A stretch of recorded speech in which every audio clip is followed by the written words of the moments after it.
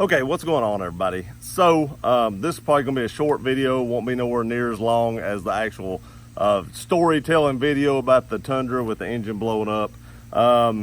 This is just an update of what Toyota has mainly found and what is going to happen and what they're going to do about it. So if you didn't watch that video, please go back and do so. There'll be a live stream in between this video and that video. But just to kind of get you caught up a little bit, have a buddy at work. He has a 2016 Tundra SR5, same year as mine, 5.7 liter engine, you know, same engine as mine. And he let some friends borrow it at work. Now, these people are good people. I've known them forever. They're upstanding people. They will take care of his stuff. They drove it to Louisiana. They had too many kids to fit in their vehicle, and he let them borrow his to drive down to go on a cruise. They were all going on a cruise, and they just couldn't fit all their kids in their vehicle, so he let them borrow his Crew Max Tundra. They drove it down there and got down there, went on a cruise, got back in the truck, started home. 20 minutes from the port, they heard something knocking, and about the time they turned the stereo down to see what it was, they heard a big boom, everything locked up, truck was done. So now you're caught up a little bit, but if you want to hear the entire story, go back a couple videos. I tell the entire story a couple videos back. It's a pretty good story, and we talk about some of the specs and stuff like that, so you might want to go back and actually watch that video to hear the whole story if you've not seen it yet. This is just kind of an update of what he found out today. So he contacted Toyota today, and what they believe happened, what they firmly believe happens, is his oil pump went out. That's what they think happened. Now, I've had some people in the other videos say the other people were rough on it. They did a neutral drop. They did this. They did that. I do not believe at all that the people that borrowed his truck did anything to harm that truck. These people are very respectful. They would never do anything like that. And they even offered to stay with the truck until it was fixed. I don't know how much vacation they got, but that could be a month or 2 months, because Toyota may have to order an engine. I don't know. I would imagine they don't keep those things on stock or in stock. But they offered to do that, and he said, of course not. You can't do that, because exactly what I said. So I do want to say this. He talked to Toyota down there. The guy that he spoke to, the service manager, said they had never seen this happen to a truck before. A 5.7 liter, they've never seen that happen. The service tech he talked to, he said he'd seen it happen maybe 3 or 4 times. I can't remember exactly how many times. It was a very, very few times, just a handful of times it happened in the past history of the 5.7 liter engine. I think he'd worked there for a long time, and he'd seen it happen just a handful of times. So it is something that is very, very rare. But you know, all vehicles can have their issues. Now, like I said, I've got 35,000 on my truck, no issues at all. I know people that have hundreds of thousands of miles on a 5.7 liter engine with no problems at all, and they tow stuff every day. They have lawn care businesses and stuff like that. You've heard me talk about my buddy before. He has well over 100,000 miles on his truck, and is still trucking with the same engine in it. So it is a very rare event, but it's not. It does happen, but very, very, very seldom. My buddy just happened to be one of the unlucky ones that it happened to, and it wouldn't have mattered if he'd have been driving it, if his parents would have been driving it, his friends have been driving it, if I would have been driving it. It wouldn't have mattered. If the oil pump goes out, new engines nowadays have such tight tolerances that they just can't handle not having oil to them, and then you get a detonation, which is what happened. It dropped a cylinder, blew a hole through the side of the block, and all the oil run out on the ground. So it was nothing that these people actually did to cause this. I wanted to clear that up because some people thought it might have been, but it was not. Toyota confirmed that. So what's Toyota going to do? Toyota told him they are going to take care of that. Now, yesterday I said he'd had the oil changed at Toyota every single time because that's required.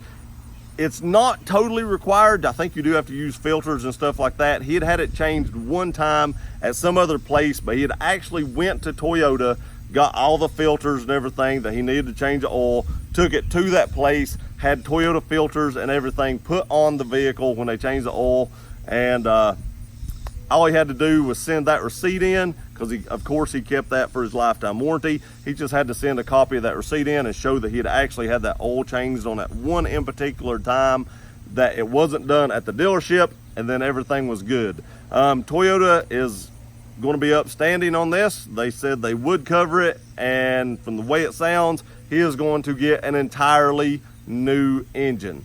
Now, from what I understand, the engine will be installed in Louisiana, where the truck is now. That's like 800 or 900 miles away. So the engine's actually going to be installed down there. And then when they get the truck done, however long that may be, like I said, I would imagine they do not keep these engines in stock. They probably have to order these, get them over here, and then they'll have to change those out. The one good thing I can say about it is Toyota had a frame rust issue. A few years ago, they were swapping out frames. So if any of those technicians or people that work there were involved in those frame swaps, they had to take the motors out of those engines as well, or those vehicles as well, those trucks. So they're probably well practiced at removing engines and putting new engines in. Just saying, if you want to see a bright side to an issue with a vehicle, they probably know what they're doing. They've probably done it several times, and everything should go pretty smoothly. And this will probably even speed up the process because they've done it several times, if I was guessing. Now, the new trucks don't have that frame rust issue, but the old trucks did, and it's essentially the same thing as swapping out the engine, so they should be good at it.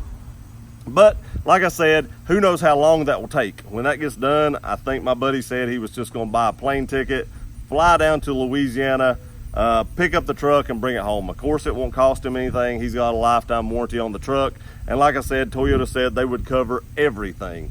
So the whole new engine, and I suspect that the reason that Toyota definitely wants to put a new engine in it is because they probably want to send this engine back to Toyota headquarters and disassemble it and see exactly what happened, why it happened, if there was any weak parts in the engine or anything like that. Did anything have any porosity in it or something that caused it to be weak? And check that out and make sure there wasn't anything faulty in that engine that could have possibly caused this engine to, self-destruct prematurely. And anytime, I say prematurely, but anytime an engine self-destructs, it's prematurely in my opinion, especially new engines, because they're made out of such good parts that, that should never happen. But like I said, they are going to go ahead and fix that for him, free of charge, all new engine. They're not doing a short block, thank goodness. I'm so glad to hear they're not just doing a short block or something like that and just halfway doing it and band-aiding it together, because when that engine blew up, there was probably shards of metal that went through the entire engine, because all the oil didn't dump out immediately. There was some in the top of the engine, it was still pumping through it.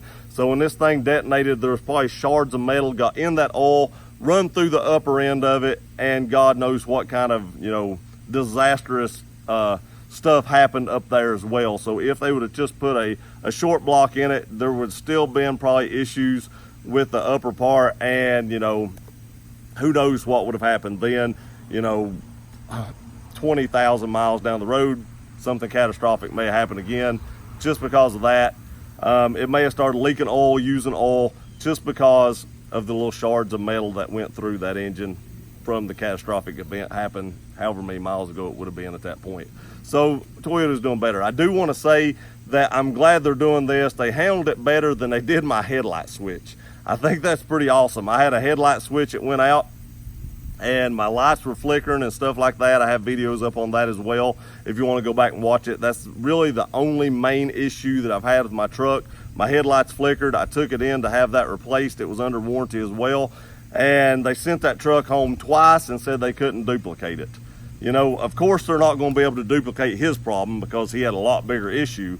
But I did have somebody say in the comments of the other one that they'll reject it because they couldn't duplicate the problem. And I thought that was kind of humorous, because they'd probably watched my video and knew how much frustration I'd had on just trying to get mine fixed. So good on Toyota for actually, fixing his even better than they fixed mine, even though mine was just $130 part. And God knows how much a new engine is, $6,000, $8,000, who knows? But they're giving him no hassle at all. and they're just going to fix it. So that's good on you, Toyota. I appreciate that. Again, that's the update. That's what they're going to do for him. I'm glad they're doing it. I would assume he'll keep the truck because it will have a brand new engine in it when he gets it back installed by the dealer. He will have all the paperwork that goes along with it. Now, what does that mean? That means he's going to have a truck that the odometer does not match the engine. I don't know if that will hurt the resale value since he has paperwork saying Toyota actually installed this. I don't know, but on a title he will have to say my odometer does not match the mileage on my engine. Now, if I was him, I would take a picture of the odometer when that got in, or maybe write it on that paperwork or something like that to make sure he could remember when that got switched, so he could tell how many miles was on that engine if he ever started to get rid of it. But that's really the only downside that I can see to this whole thing, other than he's without his truck, because like I said, he's going to get a brand new engine. So there again, good job Toyota for fixing this truck without any hassle. And I just wanted to update you guys on what they were doing, because I had a lot of negative comments and a lot of questions about it, and everybody wanted to be updated. So here it is. That's what they're doing. He's getting a brand new engine. I appreciate you guys watching this video. Again, please like, share, and subscribe. If you have somebody that owns a Tundra, let them know about this. Send them to the channel. We do Tundra videos all the time. I appreciate it. See you guys next time.